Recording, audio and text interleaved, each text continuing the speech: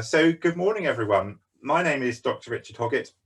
I'm a landscape archaeologist and historian based in East Anglia, and I'm delivering a session this morning for you on the subject of reading the Anglo-Saxon and Viking landscape. And for those of you who joined us previously, this is the second part of a two-part series of presentations being delivered as part of the Brecks Fen and Rivers Landscape Partnership project. Now, just to give you a very brief background to that particular project, this is a long-term Heritage Lottery supported project based in the western part of the Brecks region. And the idea is that over the coming 5 years, a whole suite of different projects focusing on different elements of the Brecks landscape and its heritage are going to be presented by numerous different groups, of which this is one. Now, the overarching aims of the Brecks Fen project are, as you can see on the screen, to understand, reveal, celebrate and protect the lost heritage of the Brecks, Fen, Edge and rivers. The second aim there, to raise awareness of how water is fundamental to the story of landscape settlement and development, its biodiversity and to many of its existing and future risks. And water, as we'll see as the session goes on this morning, is absolutely crucial to our understanding of the Anglo-Saxon and Viking landscape. A third aim of the project is to restore rivers and sensitive freshwater habitats with communities encouraged to value heritage and given the skills to maintain it. And again, this emphasises one of the overarching aims of the project, the wider project that is, which is taking in natural heritage as well as cultural heritage and looking across the board.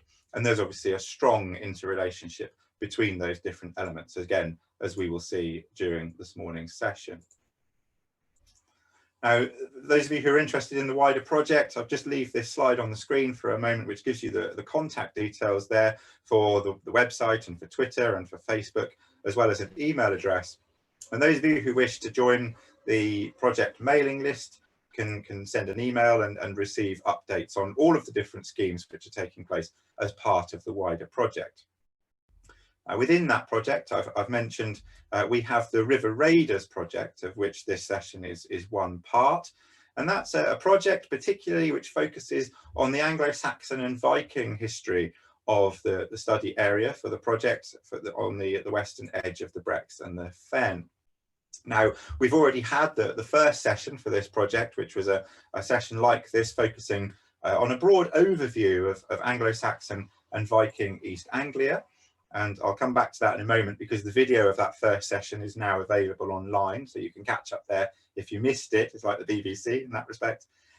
The second session, the one you're here for this morning, is reading the Anglo-Saxon and Viking landscape. And I'll explain the subtle differences between those two sessions as we begin to get going in a moment. What we're also planning to do over the coming months is run a series of other sessions which are related to this theme of the Anglo-Saxons and the Vikings. One of those sessions we're intending will focus on artefacts, and I showed you photographs of artefacts in the last session. I'll show you some more photographs of artefacts later on this morning. And the intention is to get into a museum collection and be able to offer some handling sessions. But of course, I'm sure you appreciate the fact we're all speaking virtually at the moment. I'm sure you'll appreciate that physically getting into a museum collection is quite tricky at the moment. And we're currently in negotiations with some of the regional museums about how we might be able to arrange for a physical visit. What we might find, of course, is that isn't possible. And so we will end up having to perhaps run a virtual session looking at artefacts as well. And I think given the geographical spread of the people who are logged in this morning, that might well be to our advantage. One of the really nice benefits of having to run this session online rather than in person, which had been our original intention, is that we are able to have a much larger audience than we would be able to cope with physically, but we're also able to have a much more diverse and broadly spread audience than perhaps we would otherwise have been able to encounter as well. So in many ways, there is a positive to be had there. Another aspect of the project that we're keen to present is archaeological fieldwork training as well. And again, there are obviously going to be some restrictions around what we can do with that in the current climate. But we were hoping that within the study area, we would be able to get out with a group of volunteers and undertake some limited archaeological fieldwork to help us elaborate upon some of the research questions that we would perhaps be asking. And again, that's something which we're keeping under review at the moment. The reason why we're putting all these sessions together, or one of the reasons, is that we've got several different outputs from the project that we're keen to meet. And the first of those is we're aiming to produce a booklet, about 80 pages, A4, full colour throughout, focusing on the subject of the Anglo-Saxons and the Vikings within the Brecks and Fen area. And the idea is that that booklet will then sit alongside a series of other booklets produced in recent years by similar projects and enable people to read up on this particular subject. And this is where we're particularly keen to recruit any of you who are keen to volunteer, because the booklet, the idea of the booklet is that it will be written and researched by volunteers involved with this project, and that you will then actively produce text, source images, and put the booklet together in order to bring it to publication. And that's the plan, to do that over the next few months. And so if that's something that appeals to you as a winter project, do get in touch. I'll put my contact details at the end, and you can then join the party and we can put the booklet together. The booklet is going to be complemented as well by a set of online resources to be hosted through the wider Brecks Fen and Rivers project website. And again, those resources will involve photographs and extra research, links to online sources that we've found, and pull together a sort of directory of reading and so on for that as well. And of course, the videos of these sessions will be part of those online resources, together with the associated reading lists. And again, we're inviting volunteers to contribute to those. We're also looking to produce an interpretation panel as well, which can be physically placed at a location as yet to be decided within the wider project area. At the moment, we're thinking perhaps this will be within Thetford, for reasons we'll come back to later on, but there are other candidates out there. And part of the group work will be to identify a suitable location, research the content of that panel, again, source the images, produce the layout, and then ultimately have a physical panel installed as a legacy for the project. And we're also hoping that the volunteers that come forward will be able to contribute towards an exhibition which is due to be put on at the Thetford Ancient House Museum, focusing on the subject of the Vikings and Anglo-Saxons as well, within the Brecks and the Fen area. And the idea is that, again, we'll be able to identify relevant objects, procure them, help display them, and curate the exhibition. So again, there's lots of different elements there for people to become involved with. So I mentioned that the previous session that we ran a few weeks ago, it feels like a long time ago now, but it wasn't that long ago, is available on YouTube. So if you didn't sit through the first 2 hours of this on the subject of the Anglo-Saxon and Viking East Anglia, then please feel free to skip over to YouTube afterwards and look at the video. And that then brings us to the subject of this morning's lecture, which has been billed as Reading the Anglo-Saxon and Viking Landscape. And I suppose the first question that arises from that really is this notion of, what do I mean by reading? Reading surely pertains to documents rather than landscapes. And here we come to the nub of the issue. The book that you can see on the screen on the left-hand side, the cover there, is my beaten up paperback copy of The Making of the English Landscape by W.G. Hoskins. This was published in 1955, so it's been around for a fair few years now. And the cover captures something of the sense of what we're talking about here when we're talking about reading the landscape. The photograph on the right-hand side shows you Hoskins himself. And the most famous quote from the introduction to the book is on the screen. "The English landscape itself, to those who know how to read it aright, is the richest historical record we possess." This is exactly the point that we're talking about, that the landscape itself is a physical record of human settlement and occupation spanning millennia, and that through the acquisition of the relevant skills and observations, we're able to read that landscape as if it were a document. And there's this notion of the richest historical record we possess. Now, Hoskins, his work itself has obviously been superseded by several decades worth of research, but the point still stands that the landscape itself is a physical testament to human settlement and occupation. And this, of course, is where our approach as archaeologists is particularly key, because archaeologists are concerned with the material remains of the past. Historians focus on documents and written history broadly. Archaeologists focus on the physical remains. And there is this discipline of landscape archaeology which sits between the two, which takes a very broad view of the landscape and its interpretation, and also draws upon historical and cartographic sources, so maps and documents as well, in order to tell the story of the landscape. And the landscape is often likened to a type of document called a palimpsest. And a palimpsest is like you can see on the screen here, is a document which has been written over several times. So with a palimpsest like this, you can see you've got an earlier text in the background there, which has been scratched off the vellum in this particular case, and the document has then been rewritten over the top. And with the right techniques, it's possible to gain a view of the earlier text underneath the later text, and obviously certain bits of it show through. And this is an analogy which carries across into the landscape itself. And the idea is that as we look around us today, the landscape that we live in and inhabit is made up of multiple different phases of activity, which have all come together to create the physical environment around us. And just looking out of my window here, for example, I can see the spire of a medieval church just to one side of the road. I can see Victorian housing. I can see modern housing developments as well, all of which are sat within, in my particular case, a village which traces its origins back to the early years of the Norman conquest. So even within my immediate view of my office window, I can see multiple layers of historical and archaeological evidence around me, which helps me unpick the story of the landscape. And those are the sorts of skills that we're going to be using today in bringing them to bear on Anglo-Saxon and Viking East Anglia. Now, I'm going to take it as read that most of you have seen or will be watching the session that I delivered a couple of weeks ago. And so I won't dwell in detail on the material I covered there. I'll encourage you to go and watch that back. But I want to show you this map again, which will be familiar to some of you, which is a map giving you the physical geography of Anglo-Saxon East Anglia in the form of Norfolk and Suffolk as they become particularly. And within this map, you can see shaded in blue areas of peat and alluvium, and basically these are soils which have been created or which are waterlogged. And so you're looking particularly at the fen area on the left hand side of that map, and the area of what's known as the Great Estuary to the right on the eastern side in here.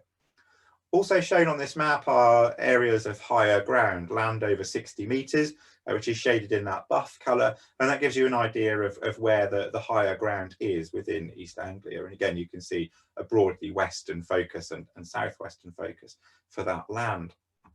And this really is the physical canvas upon which human settlement is imposed over time. And there are, of course, physical limits and constraints as to what you can and can't do in certain areas of landscape. And this is something called environmental determinism.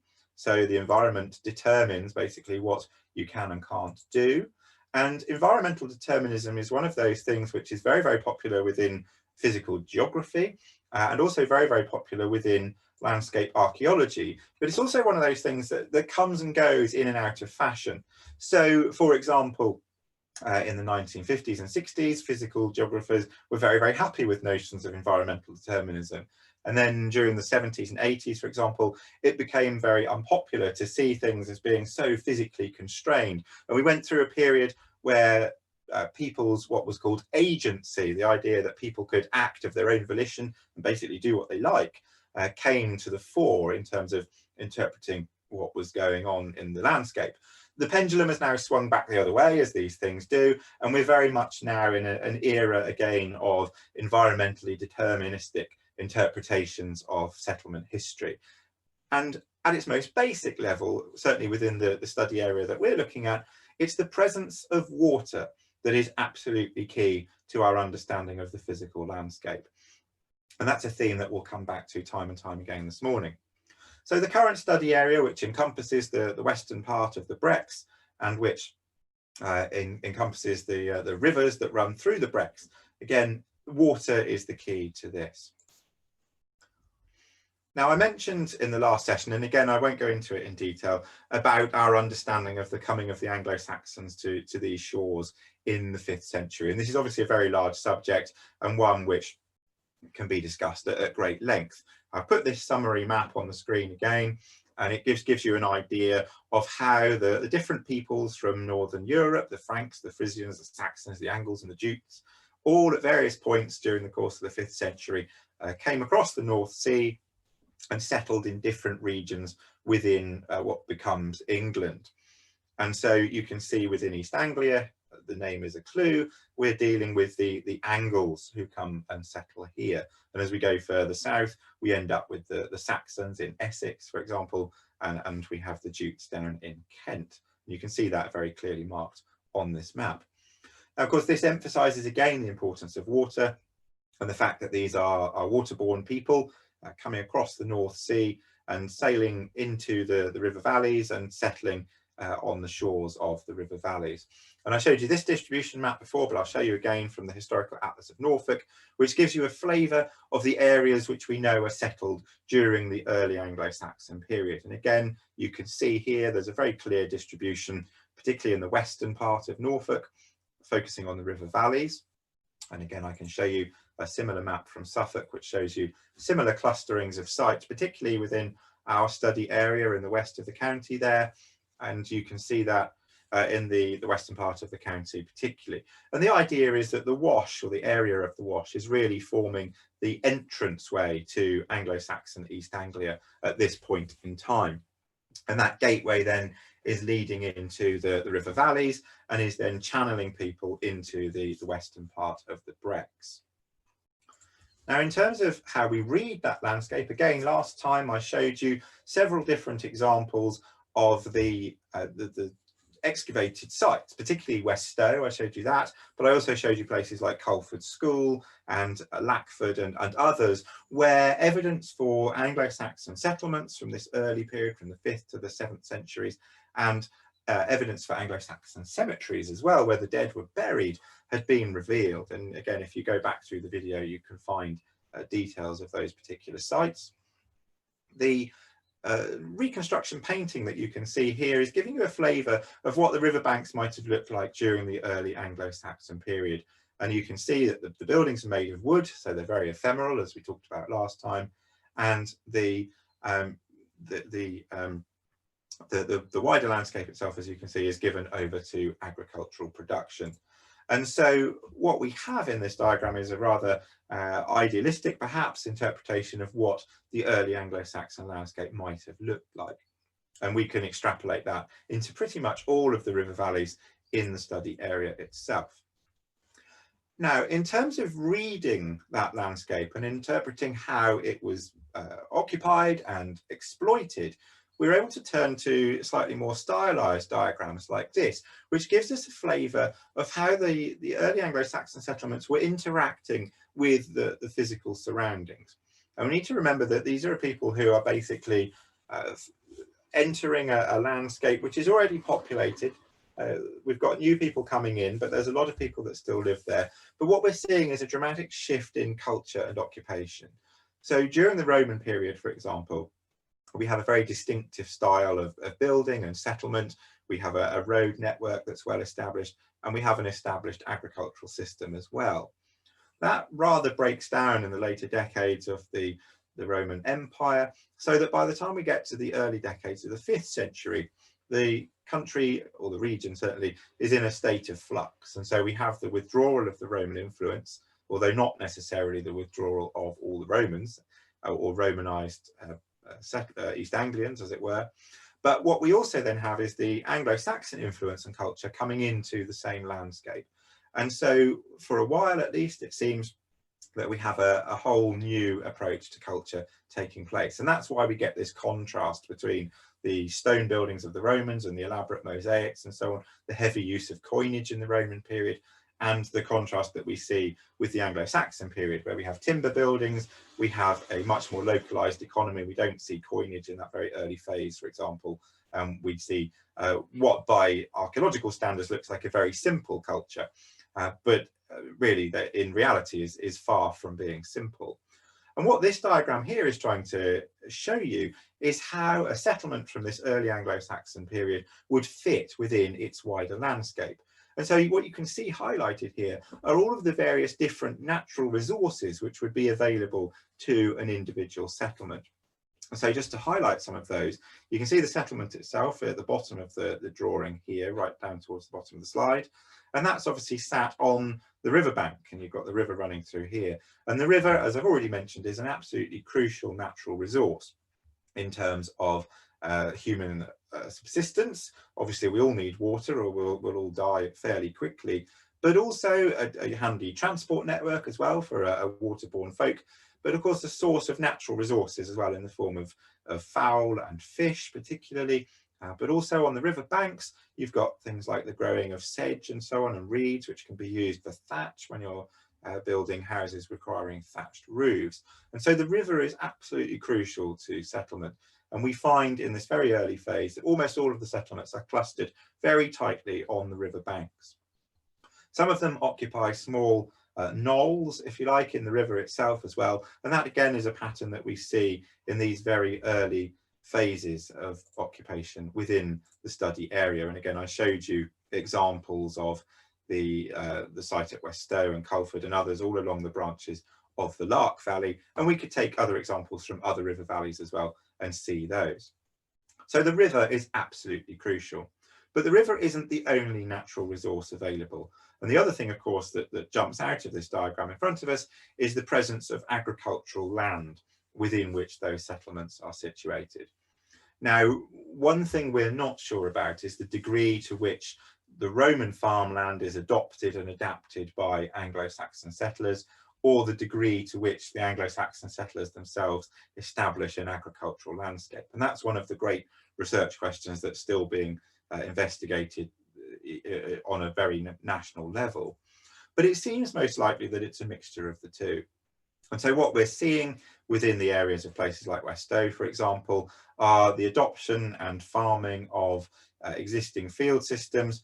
But those field systems are basically being farmed on a very localized scale and in a very arguably low tech way. So what we don't have is the large scale industrialized farming perhaps that we see attached to Roman villas.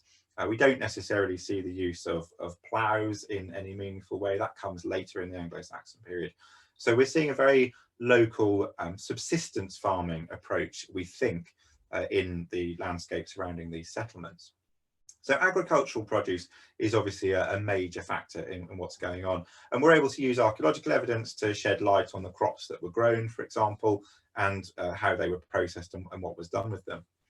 But mixed up with arable crops, we also have extensive livestock farming as well. And again, this is where archaeology can really help us in terms of exploiting the landscape, because we're able to excavate and study animal bones. And so somewhere like West Stow, when excavated, produced an enormous quantity of animal bone of different species, of sheep and pigs and cattle and horses and dogs. And we're able to look at the different proportions of the species represented, look at, for example, the kill patterns, the ages at which they're killed, look at butchery marks on the bones, and begin to piece together something of the agricultural regime being practiced by the early Saxons. And we see a particular emphasis in the early decades on pigs. Pigs reproduce very quickly, they grow fat very quickly, they produce a lot of meat. And we see a lot of pigs being kept. And pigs can be kept in woodland, and they forage in the woodland, and they in the pannage, as it's known, and they feed themselves, and they get fat very quickly, and they're a very quick return on your investment. And so again, you can see pigs being mentioned in the right-hand side of this drawing over here. We also, though, of course, have a lot of archaeological evidence for sheep as well. And this is something which continues throughout the medieval period and indeed into the present day, within the Breckland area in particular, where the agricultural soils are relatively poor for arable crops. We see the heathlands are particularly being used for the grazing of sheep. And those of you who are interested, there have been previous projects run by the Breckland Society looking at exactly this issue of the history of sheep in the Brecks. And so within the butchery pile at West Stow, for example, we find an enormous number of sheep bones representing both the butchery of lambs, but also representing the butchery of older animals, suggesting that we have a mixed economy there of meat being used, but also milk and particularly wool as well. And one of the things that we have at West Stow are a lot of weaving implements, for example, demonstrating that textile manufacture is a particularly key industry within the localised settlement. And really, the other major factor that we see within the landscape there is woodland and trees. And when we see the reconstruction drawing that I've just shown you, where the buildings are all constructed from wood, the importance of wood to the Anglo-Saxon settlers is absolutely crucial. And so we need to envisage large stands of managed woodland within the immediate landscape, which is giving a mixture both of wattles, coppicing with short stumps being cut off at the ground level and shoots growing out and being harvested on a regular basis. That coppicing giving thin willow wands or hazel wands that can be weaved into hurdles, for example, and can be used to make wattle and daub walls for houses. But then mixed in as well, we also have to see the management of larger timbers as well for the construction of houses in particular. And so we need large straight beams being grown as well that can then be hewn and built. And so we underestimated at our peril the importance of woodland management, particularly in these early Anglo-Saxon phases. And that's something which, again, we find archaeological evidence for. Now, what this diagram is key to promote, really, is that in this early period, basically every settlement is essentially self-sufficient to a more or less limited degree. And what we then see within settlements and between settlements is a degree of localized trade. So we might have one settlement that's producing a lot of textiles, which is then sharing or trading those textiles with the next village, which might, for example, be producing pots. We see a degree of localized trade like that. And then mixed into that trade, we have some exotic objects which have clearly made their way from further afield. And it seems that that has happened as a series of stepped trades running across the region and indeed across the water onto the continent. But crucially, what we don't see, as we'll come on to in a little while, are larger networks of estates functioning together. This is very much an isolated thing. And once the land around a particular settlement becomes exhausted, it seems that that settlement then shifts on to the next readily available location, and the process seems to start again. Now, that's a very simplistic overview of our understanding of the early Anglo-Saxon agricultural economy, but I hope at least it gives you a flavour of what we might expect to see happening within the landscape of the Brecks and the study area within the 5th to the 7th centuries, say. Now, I've mentioned obviously a lot of the evidence that we have for that is archaeological, and that would involve large-scale excavations of particular sites in order to be able to retrieve that kind of evidence. But we're also able to use place name evidence to help us understand the growth and development of the Anglo-Saxon landscape. And so what I want to do for the next little section here is just to present a series of local place names and just look at how we can use the place names which become attached in this early Anglo-Saxon phase and which continue right the way through to the present day in some cases, and what that can help us understand about the nature of the early Anglo-Saxon landscape itself. Now, of course, this is a subject with a long history, and there are many key books out there which you can look at. I will, as I did last time, send round a list of links to different online resources that you can use. That list of links will be available through the YouTube channel as a link beneath the video if you wish to download those later.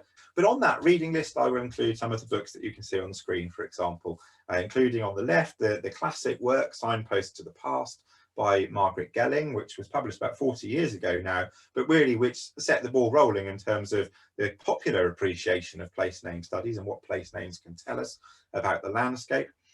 In the centre there, you can see a book published a few years ago now by the Suffolk Institute for Archaeology and History, together with the English Place Name Society, a dictionary of Suffolk place names, you can see, which, as the name suggests, gives you a rundown of all of the different place names in Suffolk and their meanings, and again is an incredibly useful and interesting book. And then on the right hand side, a slightly briefer but general overview of place names from across the country. And again, you can look up all the place names that you're interested in. And place name studies is in some ways akin to a cryptic crossword, I suppose, in many ways. The idea is that you're taking the place name as it survives today, you work back through historical sources looking for earlier versions of the place name, And then when you get your earliest recorded instances of those names, you can then start to use those to offer something of an interpretation about what that place name means. And in terms of some of the local names, there are patterns and trends that we see within those names. And if you look in the books that I've mentioned, you'll find that those patterns extend from many different periods. There are many different languages, many different periods of history represented in the place names of the landscape. I'm just going to focus in on a few of them to do with the early Anglo-Saxon period in particular, just to give us an idea of how we might approach that. And so one of the first names I'm going to start with is Thetford, which obviously sits towards the centre of our study area and highlights one of the early trends that we see in Anglo-Saxon place names, which is using topographical features as part of a place name. And in this particular instance, of course, we're looking at the ford element of Thetford, literally the ford of a river. And of course, those of you who know Thetford know that there are two fords across the river, or rivers within Thetford, and that is one of the main reasons why the settlement is located where it is. And if we look at the Thet part of the Thetford place name, we can see that that's derived from the Old English for theod, which is people or tribe or region. And so the literal translation of the place name Thetford from the Anglo-Saxon period is the people's ford. And so we can see how that might help us understand how that works.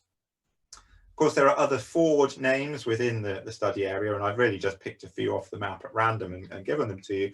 But again, if this is something that starts to interest you, this is a hobby which will occupy your every waking moment. So you can start to get maps out, you can start to look at this in enormous amounts of detail. And it does make you a very dangerous driver as well, I can promise you that.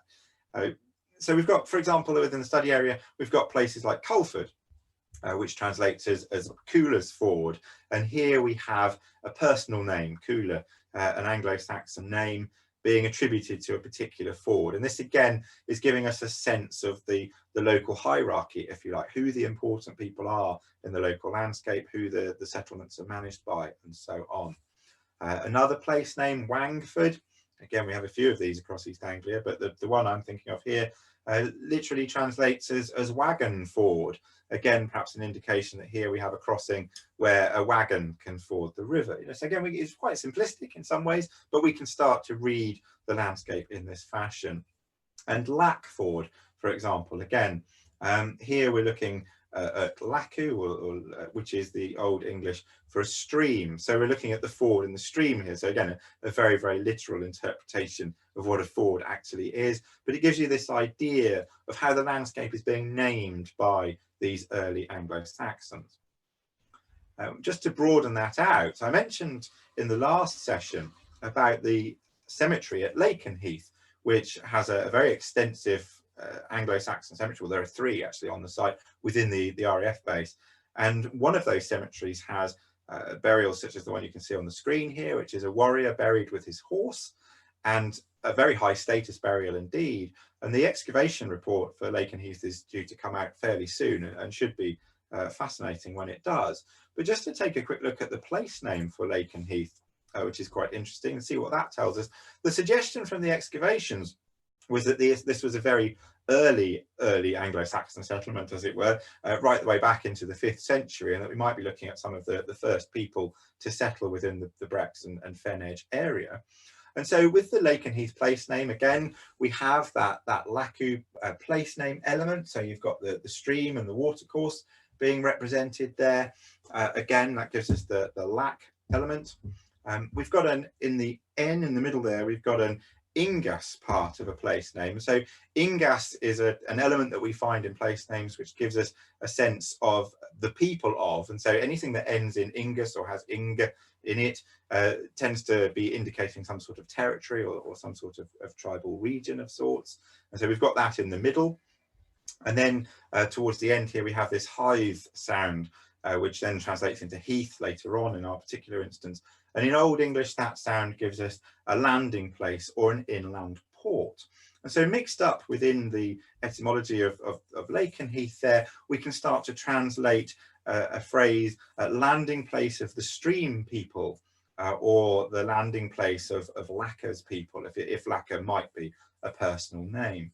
And so this then gives us a context perhaps for the cemetery excavation and for the interpretation of that being one of the earliest settlement sites. And so this notion that we have the landing place of the stream people would sit very closely with this notion of pioneers making their ways up the rivers and coming into the western part of the fen edge.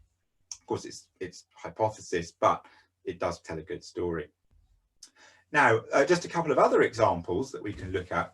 One of the major clues that we have to the nature of the early Anglo-Saxon landscape are place names that end in ham. And you can see that just highlighted in yellow on the screen here. And this ham ending denotes a village or a manor or an estate. And these ham endings tend to be some of the slightly earlier settlements and some of the slightly higher status settlements. Once you start to spot them on the map, you'll start to see them everywhere you go. But just to break down one of our local examples, we can look at Barnham, where I was the other day, with a whole different project, surveying Cold War archaeology as it happens, but we'll leave that to one side. So Barnham is one of these ham place names, and the barn element here is thought to come from Bjorn, and that's obviously a personal name, but in Old English, Bjorn can also mean a hero or a warrior. And so when we look at it with the ham place name element, we can see that Barnham is perhaps Bjorn's homestead or village, and possibly the warrior homestead or village. And of course, I mentioned we're doing a Cold War archaeological survey. Perhaps we're still seeing those warriors carrying on right the way through to the present day. But I've also put, those of you who are a bit more eagle-eyed, I've also put on the left-hand side there an illustration from the Hobbit, from J.R.R. Tolkien's The Hobbit, which, as you can see in the label at the bottom right-hand corner, is Bjorn's Hall. Those of you who know your Tolkien perhaps will realise that although he's a famous author, primarily he was professor of Anglo-Saxon at Oxford University, and much of the elements of the story of The Hobbit and many of the names from The Hobbit and The Lord of the Rings are taken from Old English and brought across. And so the character of Bjorn, who is a mighty warrior, lives in a hall like this, which perhaps resembles some of the halls we might see around here. And if we were to give his settlement a name, it might be called Barnham, of course, if we were going to take it the other way. Now, those ham place names I've mentioned are widely distributed across the landscape. And this is a map from the Norfolk Historical Atlas, again, just showing you the distribution of ham place names. The red dots are certain, the open dots are slightly less certain, where they've become corrupted over time and they may or may not be a ham place name. And you can see just from this basic distribution, which is shown against the larger river valleys, not the minor tributaries, that there is a correlation there, or a limited correlation there at least, between these early settlements and river valleys. And again, that serves to emphasize, as we said all along, that we're seeing people traversing the river network and settling into the wider landscape. I can show you the corresponding map from the Suffolk Historical Atlas. Again, those of you who saw the last session, I used the historical atlases for Norfolk and Suffolk a lot. They're both very, very useful reference volumes indeed, full of maps like this relating to all sorts of different periods. And I'll include the details of those on the reading list. And so again, within Suffolk, you can see this broad distribution of the ham place names as the solid black circles. We won't worry about too much about the ing names, but that comes into that ingas element that I mentioned earlier on. And again, you can see that they're widely distributed throughout the landscape. Now, moving on from ham names, we come to ton names. And the ton is the flip side, if you like, to the ham place name element. So the ton means an enclosure or a farmstead or a village, and tends to be a subsidiary settlement to the ham. And so, for example, it tends to be a bit more simple, a bit more basic. And so, for example, one of our local ones, we've got Santon, which is quite easy. So the san is sand, as we might expect in the Brecks. The tun obviously gives us a settlement, and that translates then as sandy farm. Perhaps not that illustrative of what's going on, but it gives us a flavour of perhaps the lower status of this particular settlement. It doesn't have a particular person's name associated with it. It doesn't have warrior status, for example. It's of a lower social order. Some other examples that we can just pick from the map at random. We've got Croxton, perhaps Crook's Farm. Oops, and that might be the only one, hang on. And then we've got the map here of tun names, which again contrasts with the ham names and gives us a slightly more dense distribution. There are more tun names than ham names. It seems that we have a major tun at the centre, if you like, and then outlying, major ham, sorry, at the centre, and outlying tuns surrounding it. So you can see a slightly more densely populated landscape of tun names. But again, I hope you can see from that map that we do have a riverine distribution. Again, it's the river valleys that are proving the hotspots for this particular settlement. And here's the contrasting map from Suffolk, again, giving you that distribution correlated against the rivers. And so what that means is that we're able to start to unpick how the Anglo-Saxon landscape works and develops. And in particular, we're able to start to explore the shift that we see occurring in the 7th century, especially from an economy in which settlements were operating in isolation, as I showed you earlier on with that slide from Westow giving you the natural resources. And I said that in the early Saxon period, it seems that settlements occupy a single site for a while, that they work in isolation, and then that settlement drifts to a new location as the land becomes exhausted. What we see during the course of the 7th century is a vast sweep of social and economic changes across the country. And that includes things like the rise of kingship, the rise of towns and trading ports. It sees the coming of Christianity, for example, and it sees a wide-scale reorganisation of what comes to be the English landscape. And so when we look around us today in the medieval, we're seeing the traces of the medieval landscape and the Anglo-Saxon landscape. And many of the features and places that we know and love, many of the villages which we live in, for example, can trace their origins right the way back to the 7th century. And so when we're looking at the period responsible for the formation of the landscape as we know it now, we need to go back to this 7th, 8th and 9th century period.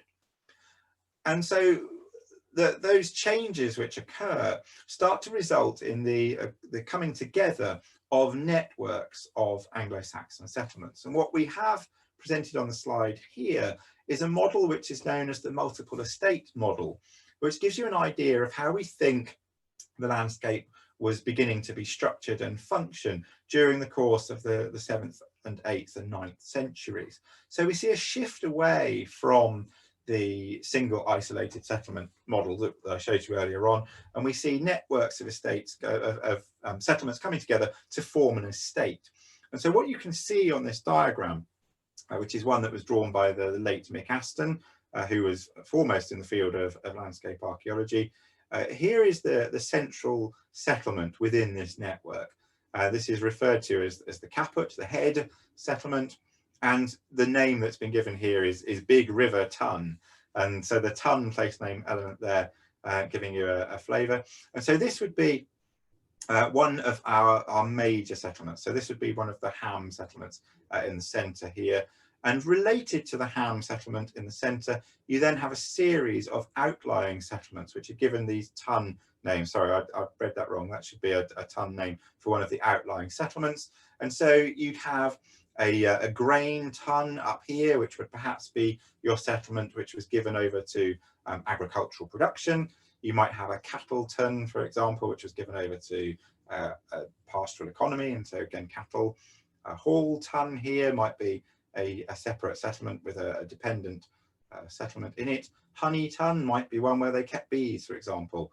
Lamb tun, again, sheep farming. This is a very stylized example, but these are the sorts of place names that we might be able to start to read, and we can perhaps start to piece back together some of the structure of these early Anglo-Saxon and into what we call the middle Anglo-Saxon period estates and those networks.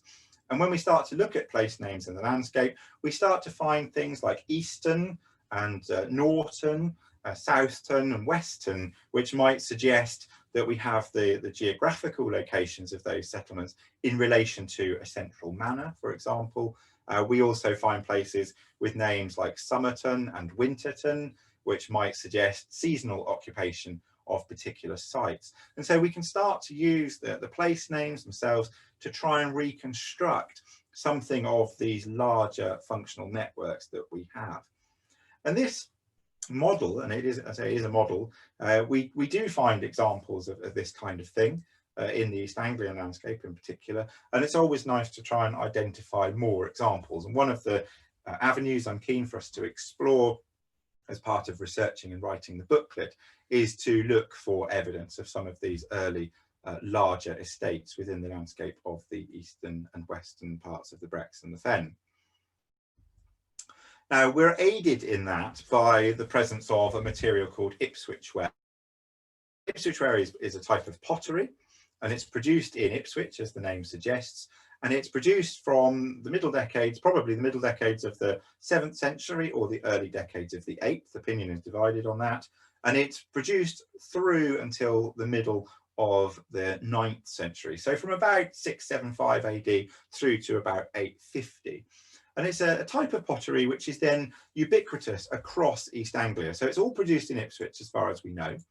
And then it's found widely distributed across the region. And the reasons for that distribution are many and varied, and there's much discussion about those. And I won't go into those in too much detail here.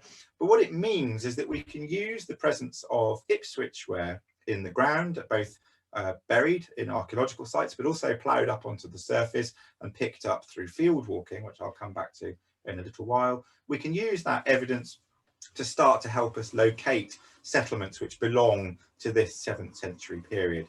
And so when I said that most of the settlements that we know and love today can be traced back to this period, I'm talking about the fact that evidence of this kind, particularly things like discoveries of Hipswitch ware, have been made within those settlements and surrounding those settlements, giving us that evidence that occupation is there and dates right the way back to this early period. And you can see a very, very wide distribution of that Hipswitch ware material across the East Anglian landscape. So we can use physical archaeology in terms of material evidence to help us identify Anglo-Saxon settlements belonging to this Middle Anglo-Saxon period. And those of you who were in the last session will recognise this map again from the Historical Atlas of Norfolk, which gives us a flavour of the density and of the Middle Anglo-Saxon occupation. And you can see again a very strong correlation with river valleys in particular, especially in the western part of the region coming in off the Wash. And many of those dots are represented, as you can see on the key there, by a grey dot there is Middle Saxon pottery, a black dot there is Middle Saxon metalwork, and you've got Middle Saxon coins there as well. This is a period in which coinage begins to be used again, although for special purposes, not for day-to-day trading necessarily. A corresponding map of Suffolk again gives us a very similar distribution, showing us some of the major estate centres from that particular period. And so we have a lot of different evidence available to us when we're trying to understand the Anglo-Saxon settlement from the 7th to the 9th century. And I mentioned in the last video the importance of excavated sites such as Brandon, which you can see on this map up here in the western part, well within our study area at the moment.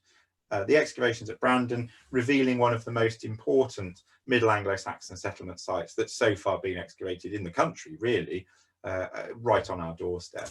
And so we're able to use the physical archaeological evidence where it presents itself.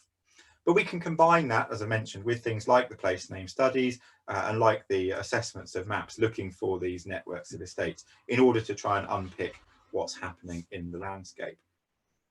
Now, we're also given a clue, if you like, from the other end of the spectrum as well. And at the other end of the spectrum, we have the text of the Doomsday Survey. Now, this is a drawing, this is from a history book from the 1950s, which shows you exactly what the Doomsday Survey looked like. You can see Norman knights there with their helmets on, going around quizzing the locals and pointing at things and basically saying, you know, who owns that and how much is it worth? And without going into too much detail, the Doomsday Survey was compiled by William the Conqueror in 1086, so 20 years after the conquest. And it's basically a document that produces a list of who owns what in the country and how much it's worth. And it's broken up by region, and then it's broken up by landowner. And it gives us a large amount of information about what's going on in the 11th century landscape. And what's particularly useful from the point of view of trying to understand the Anglo-Saxon landscape is that not only does it give us many of the earliest place name evidences that we have, some of the earliest mentions of places, it also gives us details of who owned it in 1066 at the point of the conquest and what happened to it after that. So by 1086, who's taken it over. And so there's an enormous amount of information compiled within the Doomsday Survey, which helps us to understand where we end up with the Anglo-Saxon landscape in the region. And obviously it's up to us as historians and archaeologists to then fill in the blanks, if you like, to take that story further back. But it's worth stressing that within East Anglia, we're actually in what's known as the Little Doomsday Book. There are two Doomsday Books. There's the large one, which covers most of the country, and then there's Little Doomsday Book, which covers Norfolk, Suffolk and Essex.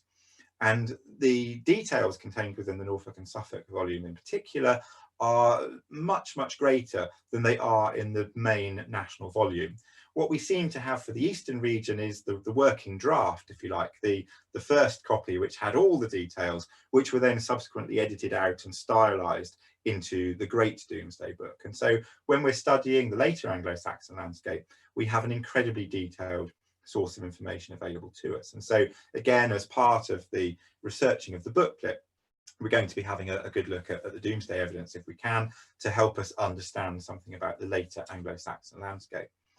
But the reason I mention it in this particular context is because when we're trying to work backwards and start to understand how some of these earlier estates might have worked, what we can also see in the pages of the Doomsday Survey are the fragmentation of some of these early multiple estates, where larger land units begin to break up. And this is a process which is already happening in the late Anglo-Saxon period by the time we get to Doomsday. And I'll just give you one example on the screen, which is from the eastern part of Suffolk. This is the area of South Elmham, the South Elmhams as they're known. And this is a group of parishes which all share the name South Elmham, and Flixton as well, you can see sat in the top there. And that rectangular block of landscape, seems to be a remnant of one of these earlier multiple estates, where you have a network of settlements all going under the broad heading of South Elmham. And then during the course of the later Anglo-Saxon period, we can see that block of landscape beginning to fragment into smaller parishes, and each then takes the name of the church that's founded in each individual settlement. And that then differentiates the settlements. And so when we look at the landscape again, and we're looking for clues as to earlier landscape units, something like this is nice and clear, where we can basically stick together the bits of the South Elmhams to make a larger, earlier estate. And when we look into the history of the settlement, we find that one of those settlements is older than the others, and then we can start to trace the relationship between the different parts. And so although, the point I'm making is that although the multiple estate model pertains to a long lost Anglo-Saxon landscape, the clues then survive in the landscape, indeed up to the present day, in terms of the place names particularly, but also in terms of some of the parish names as well. And when we look around us and we see parish names great and little, like the Livermeres, for example, or we have north and south, or west and north, like West Stow and North Stow, for example, we can start to see place names that reflect that later fragmentation of the landscape. And again, one of the fun exercises that you can do, I say fun, I probably should just get out more, to be honest, but one of the exercises you can do is look at a map of parishes and start to colour in parishes that share a name, and start to reconstruct some of those earlier blocks of larger landscape settlement and management. You don't have to, I'm not going to make you, but it is an interesting thing to do. Now, just to round off the place names element just before the break, I want to just look at the impact which the Viking settlements had on place names in particular. And I refer you back to the video that we have of the last session, which talks about the history of the coming of the Vikings to the region. In brief, we have an entry in the Anglo-Saxon Chronicle for the year 866, which tells us that, and in the same year, a great heathen army came to England and took up winter quarters in East Anglia. And there they were supplied with horses, and the East Angles made peace with them. So we have that first Viking settlement in 866. And what we then have over the coming years is a sort of escalation, if you like, of the Viking presence. So by AD 869, we hear that in this year, the raiding army went across Mercia into East Anglia and took up winter quarters in Thetford. We'll come back to Thetford a little bit later on, and we talked about Thetford before. And that winter, King Edmund fought against them, and the Danes had the victory and killed the king and conquered all the land. And this, of course, is one of the most important episodes in East Anglian history, the martyrdom of Edmund. And again, I talked about that last time. I'll come back to Edmund in the second part. But this then is the beginning of a major campaign by the Great Army, which sees them sweeping across the various kingdoms of what comes on to become Anglo-Saxon England, and culminates in a major battle at Chippenham between Alfred and his forces and Guthrum and his forces, and which ultimately is won by Alfred and results in the Treaty of Wedmore, which is the formal establishment of what goes on to become known as the Dane Law.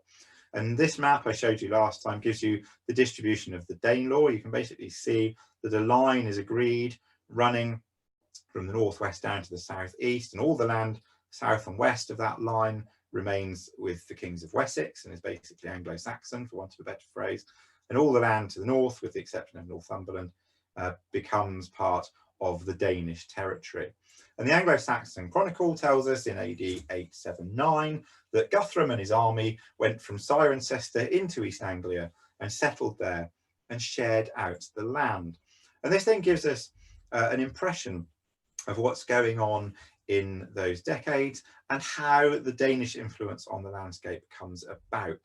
And what we're able to do with place name studies, I mentioned that there are multiple layers of place names and that they belong to different phases and different periods. And so what we can do is look for place names which have a Danish element or Danish influence. And so the map on the right-hand side is just a very brief national overview of place names which have evidence for a Danish influence. And you can see obviously a very strong correlation between the area of the Dane Law especially and Danish place names, as we might expect. And what this suggests to us, of course, is two things. One is that existing settlements are perhaps being renamed, and we see examples of that. But it also suggests that there's a very strong degree of Viking settlement as well, new settlements perhaps being founded within the Viking period, within those regions. And you can see on that map on the right-hand side, there's a very distinctive cluster within East Anglia, more of a gap towards the south and west of the region, and then a very, very strong cluster up the eastern seaboard heading up towards York and beyond, as we would expect. And so what I'm going to do just over the next few slides is just give you a flavour of those Scandinavian place names within what we call Anglo-Saxon East Anglia. And in particular, there are two or three main place name elements that we look for. The first is a BY ending. So I've already mentioned hams and tuns. The BY ending here is indicative of a farmstead or a village. And this is one of the key characteristics of a Scandinavian place name. And if we look at the distribution of those across Norfolk from the historical atlas here, you can see a very, very strong correlation or concentration, sorry, of place names in the eastern part, in the Flegg area here, on the eastern part of Norfolk, where we have an enormous number of these BY place names, Ormsby, Clipsby, and so on. And we'll once you start to recognise them, you'll see them everywhere. But that's not to say that there aren't others scattered across the region. And if I skipped into Suffolk, for example, we would find some more, and I'll show you a map in a moment. So the BY place name is a major part of our understanding of the Danish impact, if you like, on the landscape. We also have another place name element, which is Thorpe, which is a secondary settlement, a subsidiary settlement. So with the Bs and the Thorpes, you almost have an equivalent of the hams and the tuns in terms of unpicking the relationships within the Scandinavian settlement hierarchy. But we also have other Scandinavian words that come into the language in terms of describing settlements, and particularly as we get into the north, we find lots of those. But in this region, one of the most prominent, literally, that we have is the ness suffix. So places like Orford Ness, for example, Ness Point in Lowestoft. The ness in that name is a Scandinavian term for a promontory or a headland, and again, physically describing the structures that we see. The other element that we have within place name studies is what's known as a Grimston hybrid, which is where we start to see Scandinavian names being attached to the ton place name ending, for example. And so we see a Scandinavian name being tagged onto an existing Saxon settlement. And again, this might suggest a takeover, or it might suggest a new settlement founded in an Anglo-Saxon style. We're not quite sure. But again, when we start to look at the map, we find numerous examples of a Scandinavian name attached to a place name. And so I say Grimston is the standard example that's given, but there are lots of others, particularly through the Norfolk and Suffolk landscapes. And again, I'll send you some links to lists of those after the session. So this is the distribution in Norfolk of Scandinavian place names. Here's the Suffolk distribution. Again, the BY place names, you can see an eastern seaboard concentration, but you also have down here near our own study area, you have Risby, which is one of our best local examples, if you like, to the Breckland area, giving us a sense that the establishment of those settlements extends to that area as well. This map on the screen here is from the Historical Atlas of Norfolk, and it shows you the evidence that we have for the settlement phase of the Viking period, which is really looking at the period from the 9th century through to the 11th, effectively, what we might call the later Anglo-Saxon period as well.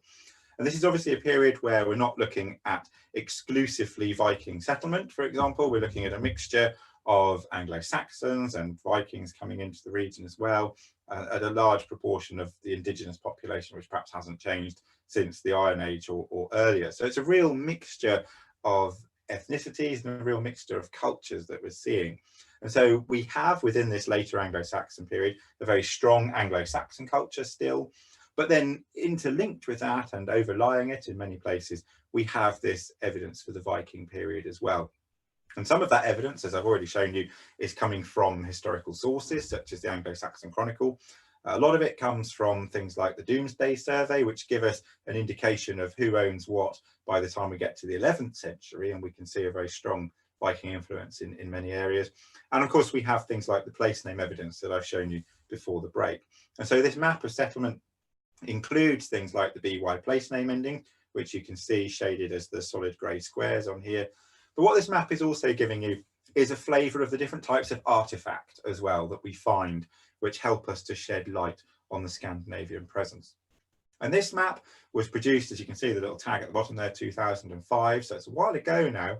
In archaeological terms, 15 years is quite a long time, certainly as regard to discoveries. And so what would be quite interesting, and one of the things that we'd like to do as part of the research for the booklet really, is to produce certainly an updated version of this map for the Breckland area, if not further afield, and include some of the more recent archaeological discoveries upon it.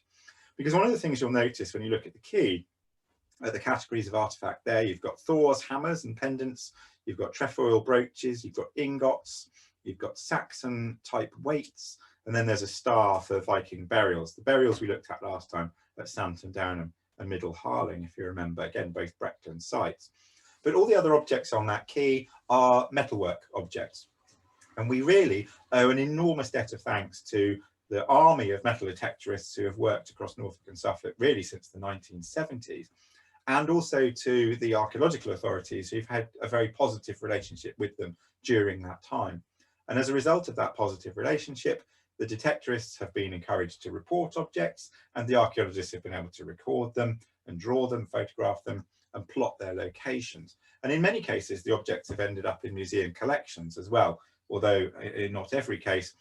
And this has given rise to a national scheme known as the Portable Antiquities Scheme, which has now been rolled out across the whole country and has been running for 20 years or so. And that holds an enormous database of metal objects, particularly metal. There are other objects as well, but particularly metal objects, which have been discovered by detectorists or members of the public. Obviously, detectorists are members of the public, but you know what I mean. And discovered and reported to the database. And so we have an online database nationally of artifacts, which includes descriptions and photographs, which we can query. And again, one of the things I'm keen for us to do as part of the research for this is to trawl that database and pull out some of the artifacts. And some of the slides I'm going to show you are drawn from that database. And I'll send out links to the database after the session. And so metalwork is absolutely crucial to our understanding of the Viking period. But it's not the only thing. we also need to turn to think briefly about a material, pottery, as well.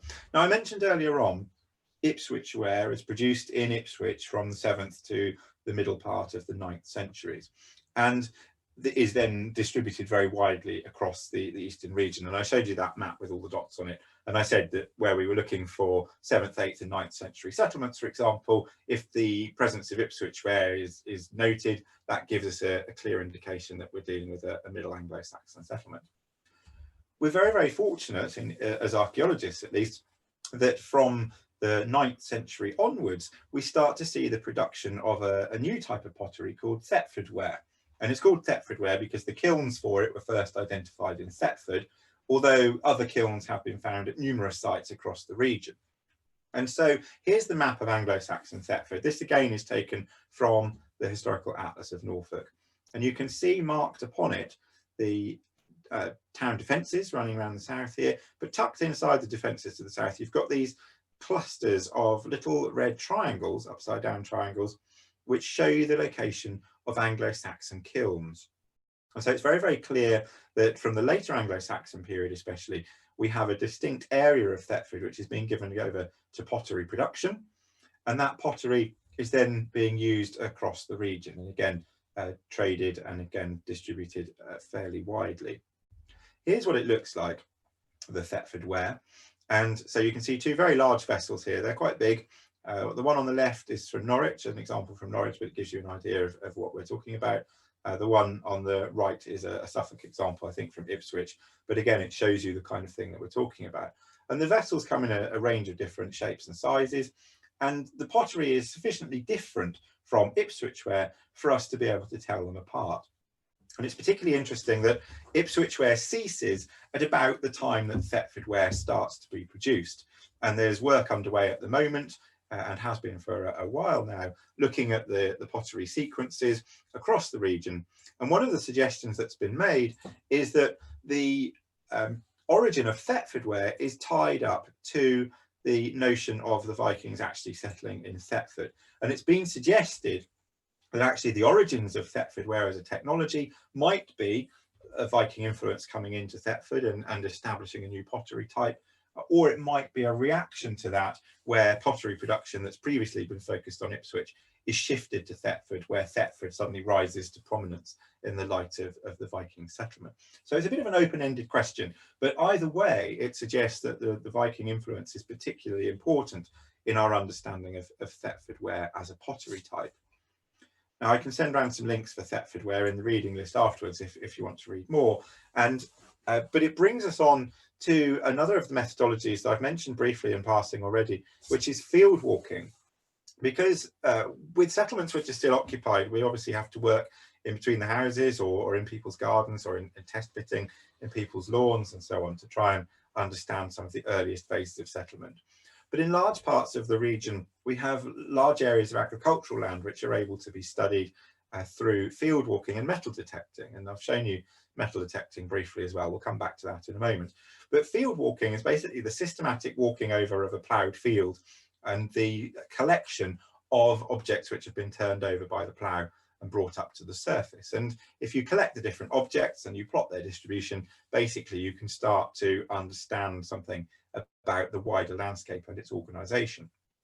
And to go back to the point of being able to understand about middle and late Anglo-Saxon settlements, for example, we're able to use the contrasting distributions of Hipswitch ware from the 7th to 9th centuries and Thetford ware from the 9th to the 11th centuries to really recognise shifting settlements during that period.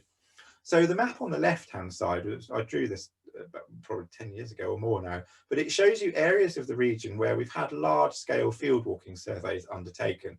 So all of the areas that are shaded in have been subject to large-scale field walking, where basically one person or a team of people have tried to field walk in all of the fields within a particular parish or block of parishes, giving us these large archaeological maps of whole parts of the region. And you can see there's one clustered around the site at Sutton Hoo down in southeast Suffolk.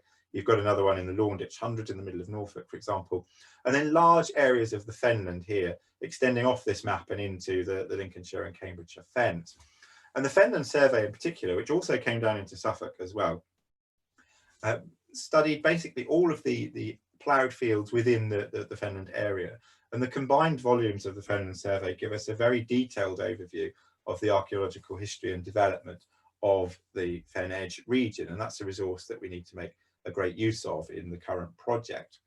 But just to give you an example of the kind of thing that you can do with that sort of information, this diagram on the right hand side is based on a few field walked village sites within the Launditch 100, which is this red area in the centre of Norfolk there. It's just to the top edge of it is just to the north really of the current study area. And you can see on the shaded map here that what I've got is darker shading for areas of concentrations of Hipswitch ware, for example, so the 7th, 8th and 9th century settlement focus. And then the lighter grey is giving you a shaded area of the later Anglo-Saxon settlement focus as well. And what this lets us do is basically work out some of the phasing of some of the settlements that we're dealing with. So we can see that there's an Anglo-Saxon core dating from the Middle Anglo-Saxon period, so 7th, 8th, 9th centuries, and that it then subsequently expands. And in some cases, the settlement moves or drifts away from its early focus during the course of the later Anglo-Saxon period. And so we're able to use that evidence to start to say something about the landscape development over time during the course of the Anglo-Saxon period.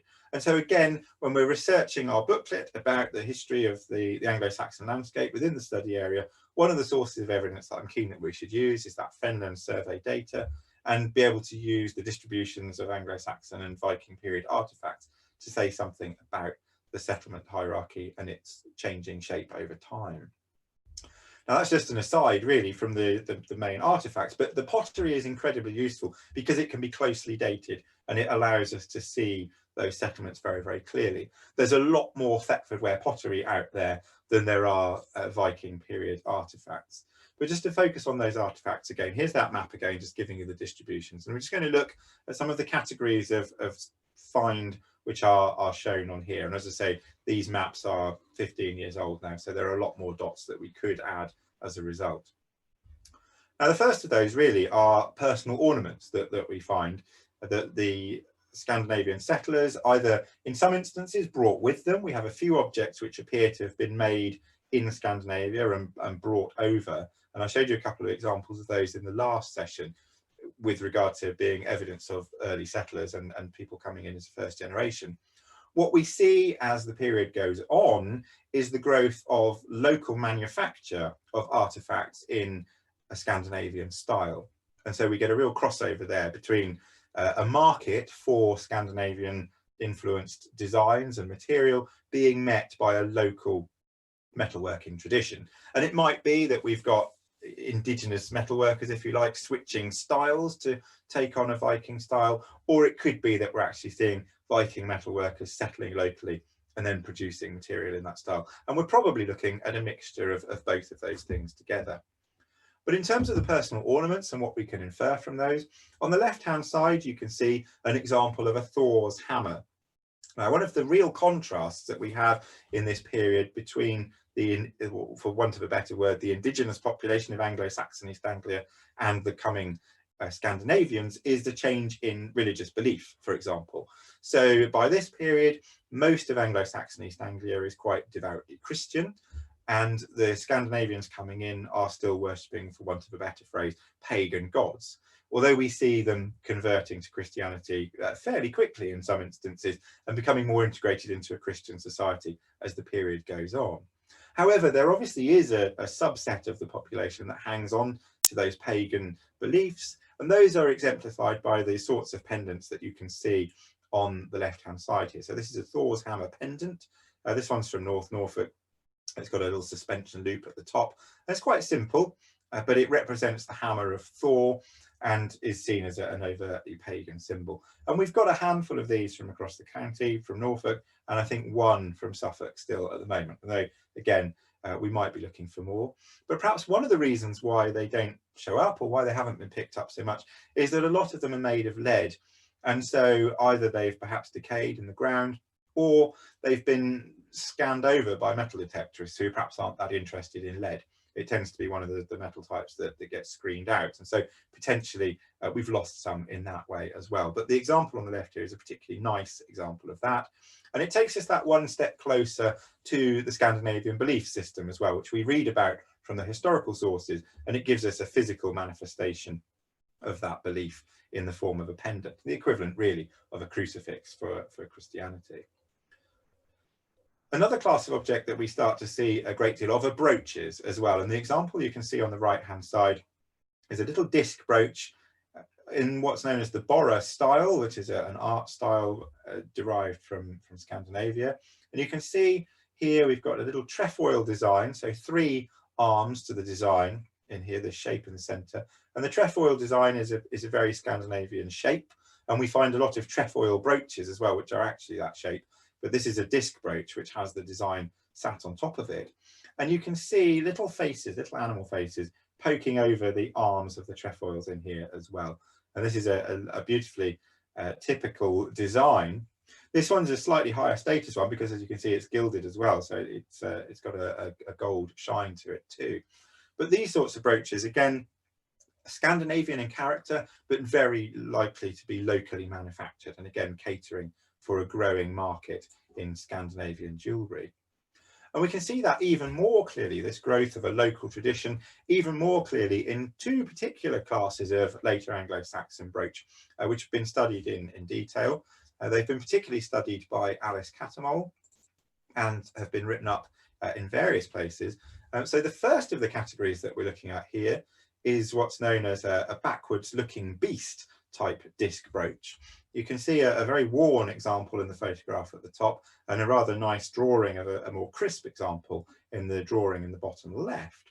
And you can see that the design here is a flat disc, and the design on it is a little animal, got its legs at the bottom there, and its head is turning to look back over its shoulder across its body. You've got a little tail poking up at the other end. And some of them decorated with little ring and dot decorations that gives it an eye, for example. And the one at the top you can see is very heavily worn. Now, when we look at these brooches are very common. They date from the later Anglo-Saxon period. They're in this Scandinavian style, but they do seem to be manufactured locally. And we can start to look at things like mould marks and so on, and see that maybe there are groups of them being made by the same workshops as well. So we can start to trace them back to a source, it would seem. But when we look at the distribution of those brooches, which is what you can see in the map on the right-hand side, you can see that they're very, very tightly clustered to Norfolk and Suffolk, particularly Norfolk, and a little bit to southeast Suffolk, suggesting very strongly that these are an East Anglian response to the Scandinavian designs, and that they are being manufactured within East Anglia.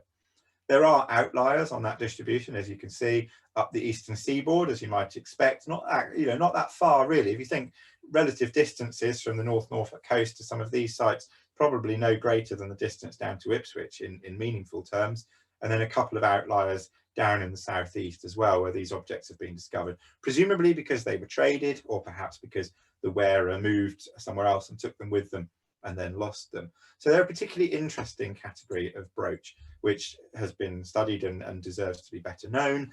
And as you can see, a growing corpus of material there, and the distribution indicating that, of course, we do have these brooches within the current study area as well. And again, as part of the booklet, we'll be looking at that distribution in a bit more detail on a local basis.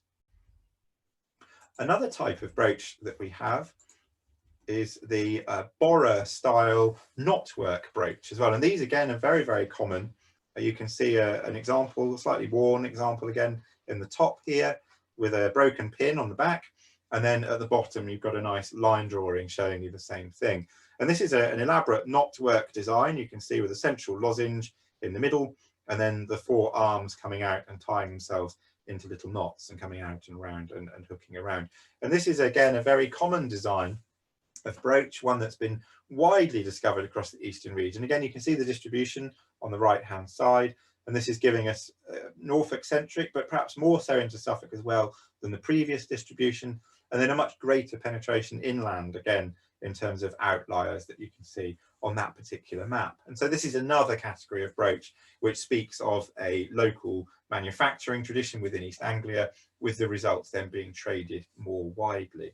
And more examples of these come up almost on a weekly basis. And so if we were to produce a distribution map updating that historical atlas image from 2005, we would find that there are an enormous number of extra dots to put on that map for these kinds of brooches. And again, we'll be looking at the local examples when we put together the booklet. Other evidence that we find for the Viking occupation, though, centres around trade in particular. And we find things like weights and measures, little scales and so on, which are used for transactions. But we also find things like this, which we've got on the left-hand side here, which are metal ingots as well. This one is from Old Buckenham, which is near to where I live and is in Breckland Council area, even if not actually formally in the Breckland. But it's a little silver ingot. And you can see that it's like a little slug almost, and it's been given this very distinctive linear hammering down one side just to flatten it off and shape it. And this is one of many discoveries of ingots which date from this period that have been made across the country. And the map that you can see on the right-hand side gives you that distribution. Now, the coloured dots that you have on that map, the blue dots in there are finds of an individual ingot. And the red dots that you have on that map are where an ingot has been found within a larger hoard of material. And one of the types of site that we have, or one of the types of collections of finds that we have, are Viking hoards or Viking period hoards, where collections of metalwork, quite often broken metalwork or collections of coins as well, have been buried together, perhaps for safekeeping, sometimes thought to be in response to a threat, sometimes thought to be a metalworker's hoard that's been hidden away for safekeeping. And so we do have some hoards. We've got one at least, as you can see, in the eastern region, but the majority of our ingot discoveries, of which the photograph on the left hand side is one, are stray finds reported by detectorists. And again, we can go through the material on the online database from the Portable Antiquity Scheme and pull out relevant examples of this. But taken together with the weights and the measures, the ingots speak of a trade network being established within the region and further afield, which is fundamentally driven by the Scandinavian presence and control of the region. So it's a very powerful piece of evidence. But it's not all work, work, work, as they say. And what we also find is objects which are indicative of leisure and gaming in particular. And so we go back through the records, for Norfolk and Suffolk especially, and we find numerous examples of gaming pieces which have been discovered at various locations across the region, going back into the early decades of the 20th century, and some of them even into the 19th century. So the drawing on the left here at the moment is a particularly nice example of a jet gaming piece, a little carved jet gaming piece found at Bordsey back in, I think, about 1919 or so.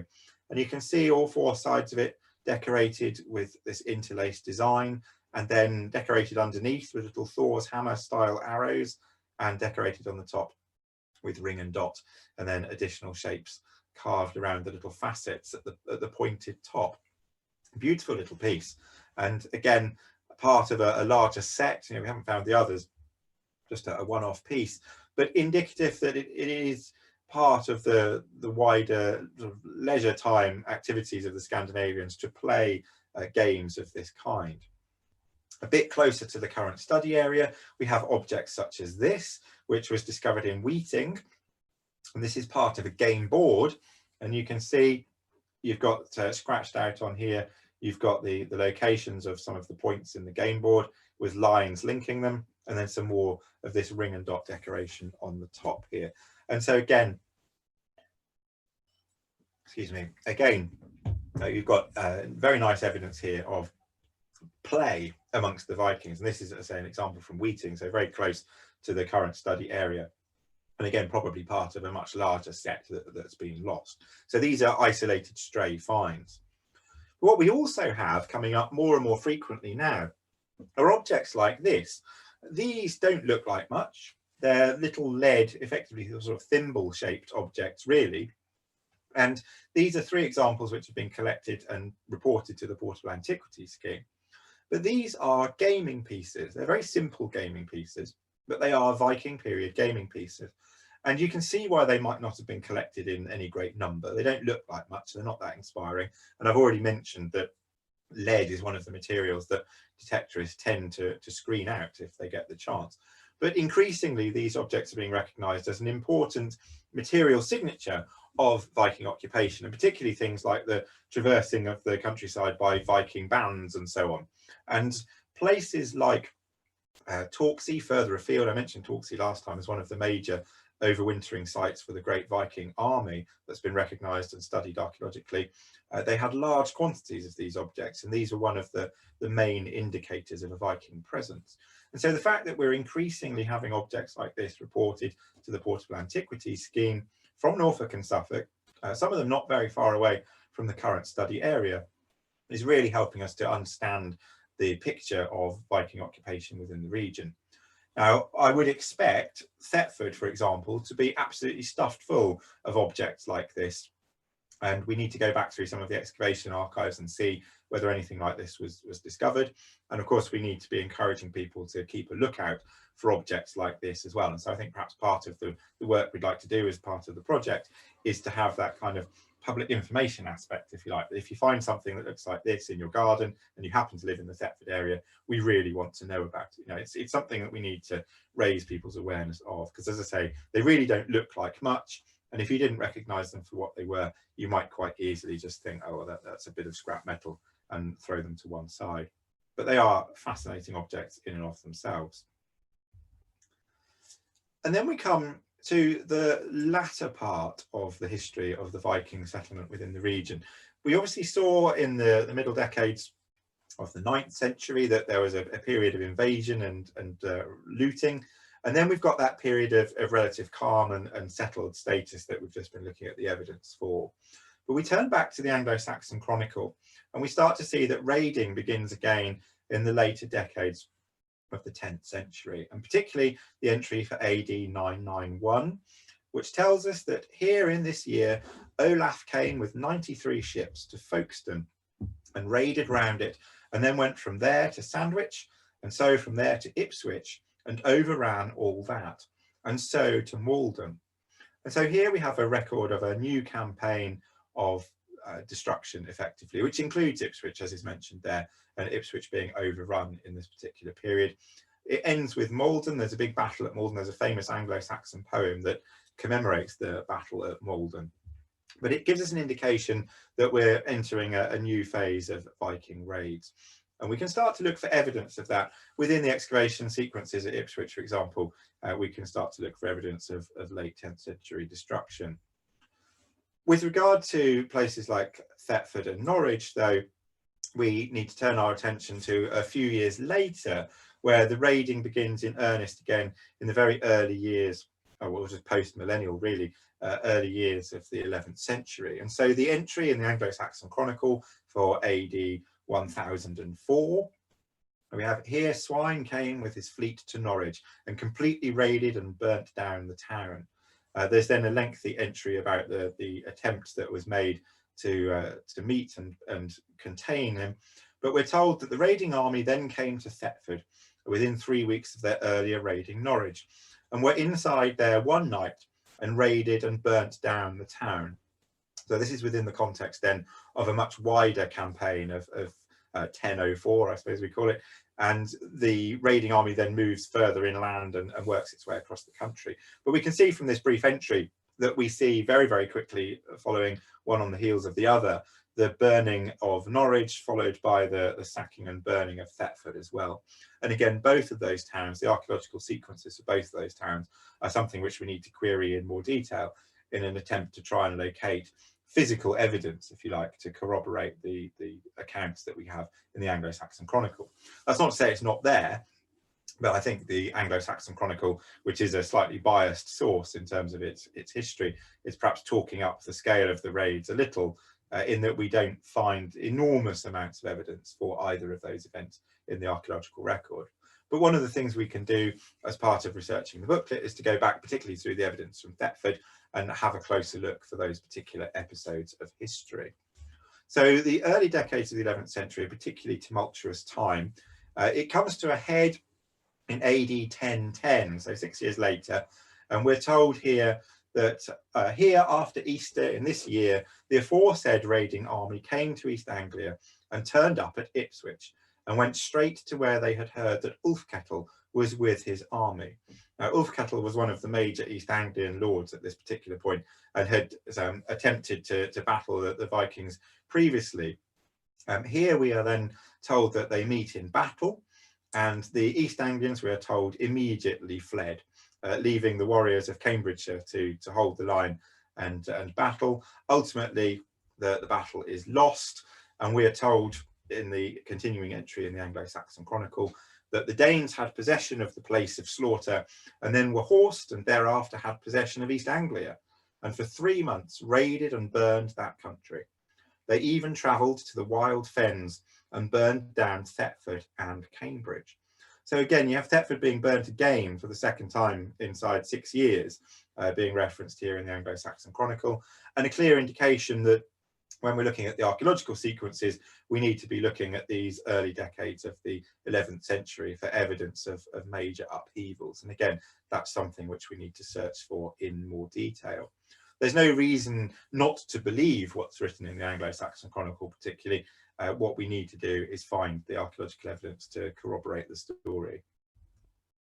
But that battle that I referred to there, the ones where the East Anglians fled and the army was overturned, is known as the Battle of Ringmere, or Ringmere Heath as it's referred to in some of the Viking sagas in particular. It's not the Anglo-Saxon Chronicle that gives us the location. It's from the other end, from the Scandinavian end, that we find the evidence.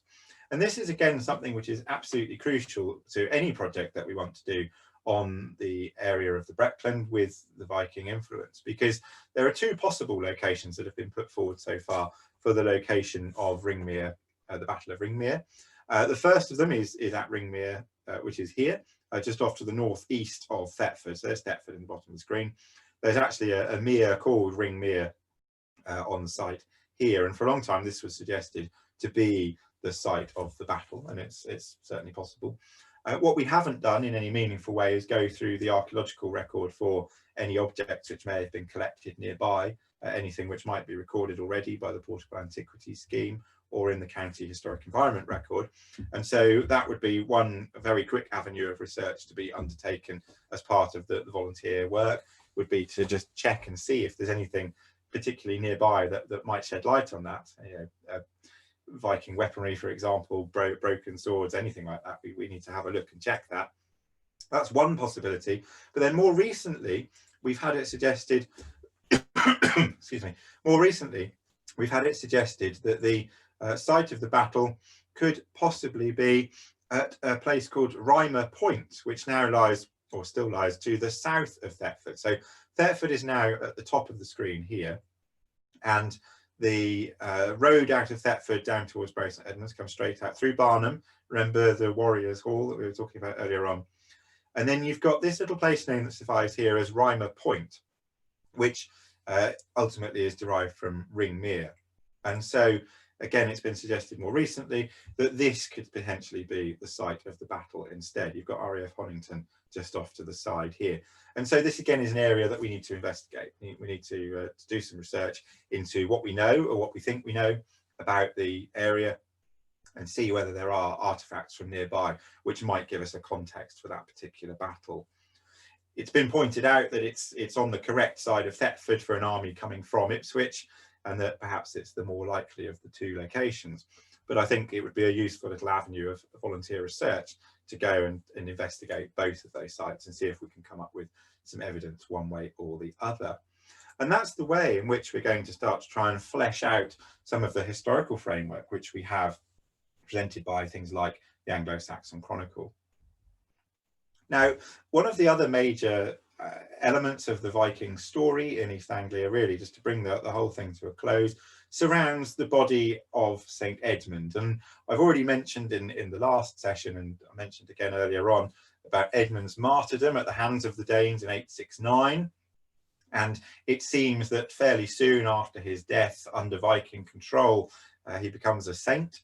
And there's a memorial coinage, for example, which is issued fairly quickly after his death, which would suggest that his cult begins to grow and he begins to be venerated quite early on in the Dane Law period. So there's obviously an interesting relationship there anyway between the Danes and Edmund. But we see a second chapter, if you like, in the story of Edmund taking place in 1010, where as a direct response to the Battle of Ringmere and the overrunning of the region, his body is moved from the site in Bury St Edmunds, where it's housed at this particular point in time, and taken down to London for safekeeping. And so we have a couple of illustrated manuscripts which show us his body being loaded onto a cart. Here then is presumably the church in Bury St Edmunds, as it was at the time, loading up the body onto the cart with the blessing of God, you can see coming from the cloud above, and taking the body for safekeeping down to London, basically out of the way of the Viking raids. And his body's there for 3 years, and it's subsequently brought back to the site in Bury St Edmunds. But in the meantime, politics are such that Swine Forkbeard, who had led the army, has become the king. And as part of becoming the king, he starts to demand the treasures of Bury St Edmund to be taken and given to him. And so we have, again, a manuscript illustration of him demanding of the monks that they hand over the treasures of Edmund. But events take a slightly different turn when we are told the spirit of Edmund visited Swine at night and told him that he wasn't going to have his shrine and his relics, quite frankly, thank you very much. And when Swine took no notice, he was then struck by Edmund and died very shortly afterwards. And you can see in this illustration here, Edmund smiting him with a spear or a shaft of light, as you can see in this particular image. And so this is one of the very early miracles attributed to St Edmund, and is seen as being one of the acts of effectively divine retribution, if you like, taken against the Vikings in response to their subjugation of the people in the early decades of the 11th century. So it's quite an important episode in both national history in terms of the death of a king, but also in terms of regional history, given the rise to prominence of Edmund and his cult. What we see on the national stage is then another period of unrest, and we see Canute as the son of Sweyn coming to the throne ultimately in 1016. I put this picture in to remind us this is the popular image of King Canute, and he's shown here sat in his throne pointing at the sea. We all know the story, famously telling the sea not to come in and finding that it comes in anyway, and he gets his feet wet. And the reason I put this in is partly to rehabilitate him, because far too often this story is held up as an example of an arrogant king claiming to be able to control the sea, only to be proven that he can't. Whereas the context of the story is actually the fact that Canute has been berating his followers for flattering him too much and saying that he could control the sea, and he does this to prove to them that he can't. And actually there are things that even the king can't do and that only God can control.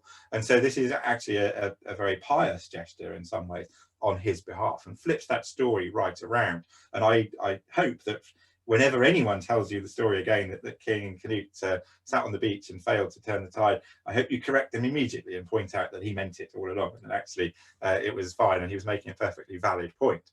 But from the point of view of the East Anglian story, at least, Canute coming to the throne then sees the foundation of two of the most important monastic houses that we have within the region, and really opens up the beginning of what goes on to become the major medieval flourish, if you like, of spiritual East Anglia. And so we see in the year 1019 him having a direct founding hand in the Abbey of St Bennet at Holme, up in the Norfolk Broads. Here's an aerial photograph showing you the ruins of St Benet's Abbey. This is Norfolk's greatest Benedictine abbey in the late Anglo-Saxon period. There are only really a handful in the region. St Benet's is one. It owns an enormous amount of land within the Broads. The monks of St Benet's are probably responsible for the digging of the Broads in the medieval period anyway, for peat cuttings. And the precinct itself is on Holme, and Holme is another one of these Scandinavian words for an island, and so it gives us the origin there.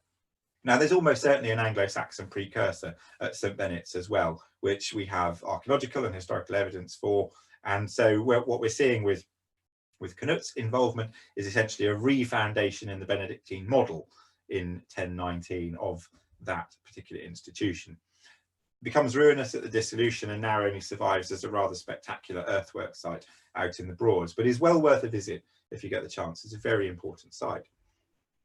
But closer to the study area and sitting at the southern edge of the Brecks Fen Edge study area, we have the site of St Edmund's Abbey itself in Bury St Edmunds.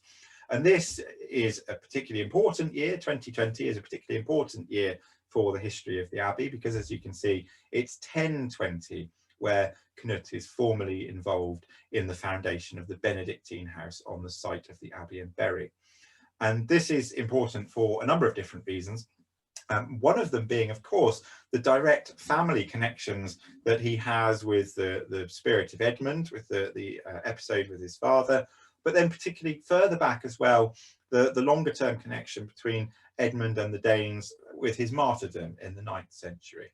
And so what we're seeing, arguably, in the foundation of the Abbey in 1020 is a penance, perhaps, for the earlier incursions, and a reflection of Knut's own piety in response to the death of his father, particularly.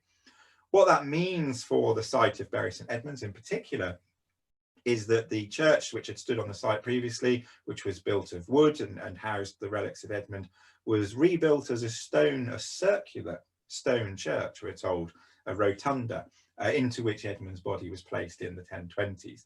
And then subsequently, in the later decades of the 11th century, in the 1080s, we see the rotunda then replaced with the massive abbey church that we still see the ruins of today in Bury St Edmunds.